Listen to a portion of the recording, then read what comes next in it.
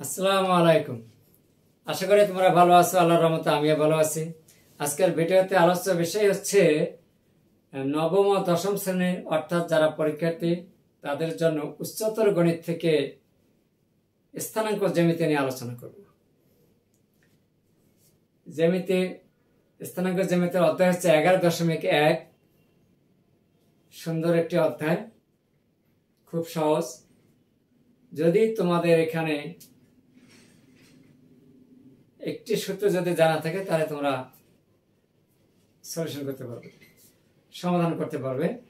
খুবই সহজ। তা হচ্ছে দুইটি বিন্দুর দূরত্বের সূত্র আমরা কিভাবে নির্ণয় করব, সেই সূত্রের সাহায্যে আমরা এখানে যে প্রশ্নটা দেওয়া আছে এই দূরত্বের সূত্রের সাহায্যে আমরা এটা সলিউশন করব। আর সেই সাথে বিন্দুগুলো জানার জন্য এখানে আরেকটু হালকা একটু বেসিক দিয়ে দেব। যেমন এখানে বলা আছে মূল বিন্দু থেকে এত এত বিন্দু দ্বয়ের সমুদ্রবর্তী হলে কে এর মান নির্ণয় করো। তাহলে সমুদ্রবর্তী আমরা এখানে একটা চিত্র হিসেবে জানি, এটা অবশ্যই এই চিত্রের সাথে আমরা একটু সবাই পরিচিত আছি। এক্স এক্স প্রাইম, এটা হচ্ছে ও ওয়াই ওয়াই প্রাইম। আমাদেরকে এটা অবশ্যই জানতে হবে। এটা হচ্ছে প্রথম চৌকোণ, প্লাস প্লাস এটার বিপরীত মাইনাস মাইনাস, এটা হচ্ছে মাইনাস প্লাস এটার বিপরীত প্লাস মাইনাস। এটা প্রথম, দ্বিতীয়, তৃতীয়, চতুর্থ। এক্স অক্ষ ওয়াই অক্ষ, এক্স অক্ষ হচ্ছে ভূমি বরাবর আর ওয়াই অক্ষ হচ্ছে লম্ব বরাবর। প্রথম কোয়াড্রেন্ট অল পজিটিভ, দুটোই প্লাস হবে। এখানে হচ্ছে মাইনাস প্লাস। তৃতীয় কোয়াড্রেন্টে ডাবল মাইনাস অর্থাৎ মাইনাস মাইনাস, আর চতুর্থ কোয়াড্রেন্টে প্লাস মাইনাস। এটা আমাদের কিন্তু স্থানাঙ্ক জ্যামিতি যখন আমরা করব তখন এই ফর্মুলাটা অবশ্যই জানতে হবে।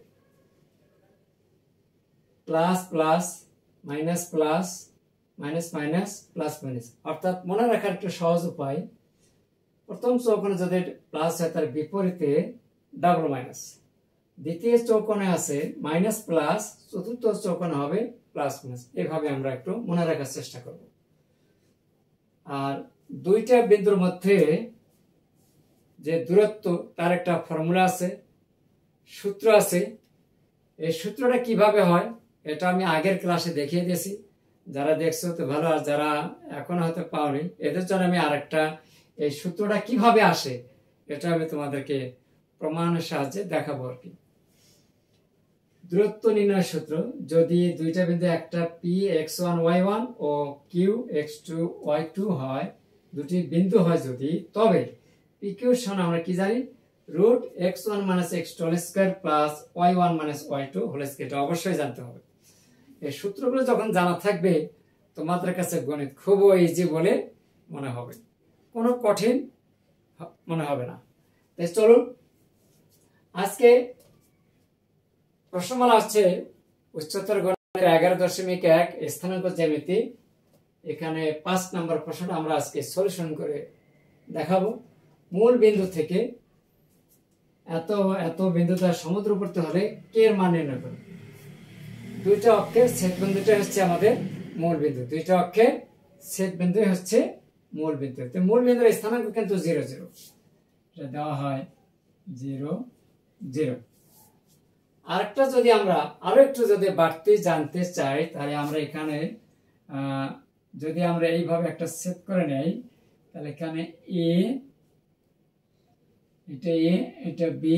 এক্স অক্ষের খণ্ডিত অংশকে আমরা এ দ্বারা প্রকাশ করি, ওয়াই অক্ষের খণ্ডিত অংশকে বি দ্বারা প্রকাশ করা হয়। তাহলে এখানে আসবে এ কমা 0, আর এখানে আসবে 0 কমা বি। আমরা জানি এক্স অক্ষরেখার উপর যে কোনো বিন্দুর কোটি শূন্য, আর ওয়াই অক্ষরেখার উপর যে কোনো বিন্দুর ভুজ শূন্য। অর্থাৎ তাহলে ভুজ আর কোটি কি জিনিস?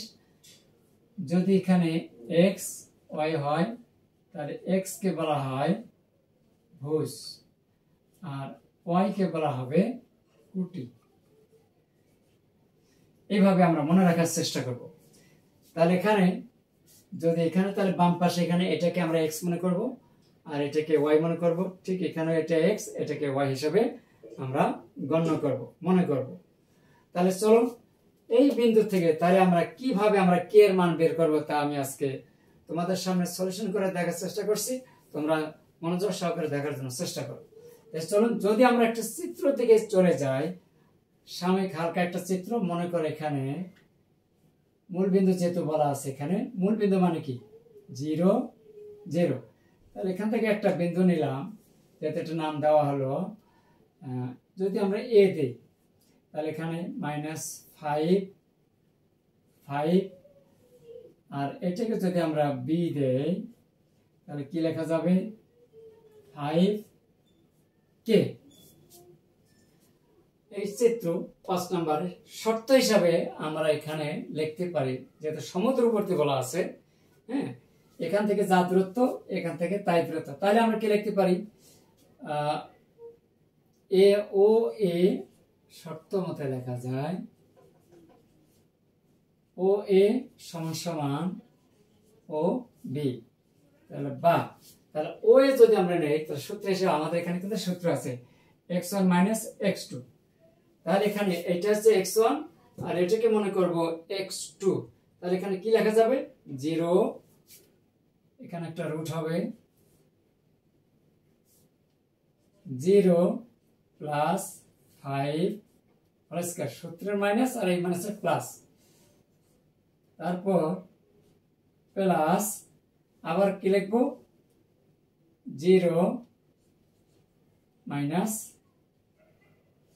Whole square. এই যে মাঝখানে যে সমান চিহ্ন আছে সেই সমান চিহ্ন।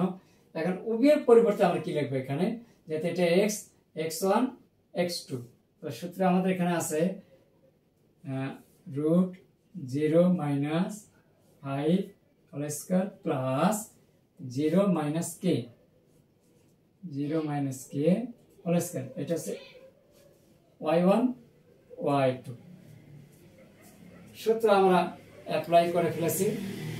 এরপরে এখন যেহেতু উভয় দিকে রুট আছে, রুট কাটা যায়, যদি আমরা স্কয়ার করে বর্গ করে রুট চলে যায়, সেই হিসাবে আমরা এখানে শুধু পাই 5 স্কয়ার, 5 স্কয়ার, এখানে পাবো -5 স্কয়ার সমান সমান এখানেও পাওয়া যাবে -5 স্কয়ার - k স্কয়ার। বা চাইলে আমরা এটা কাটা দিতে পারি, আমরা একটু ভেঙে নেই, অসুবিধা নাই। 25 প্লাস কত 25, এখানে 25 প্লাস k স্কয়ার, মাইনাস চিহ্নের পর স্কয়ার থাকলে প্লাস হয়ে যায়, এটা এইভাবে ছিল। এখন উভয় পাশে 25 আর 25 কাটা যাবে, এখন 25 25 যদি ওই পাশে যায় মাইনাসে, মাইনাস প্লাসে কাটা যাবে, অথবা এই 25 যদি বামে আসে মাইনাস প্লাসে কাটা যায়, তাহলে k স্কয়ার সমান লেখা যায় 25। তাহলে k স্কয়ার হচ্ছে 25, অতএব k ইকুয়াল +-5। তাহলে k এর মান হচ্ছে +-5। এটাই ছিল আমাদের আজকের এই 5 নং প্রশ্নের সমাধান এবং ফলাফল। k এর মান হচ্ছে +-5।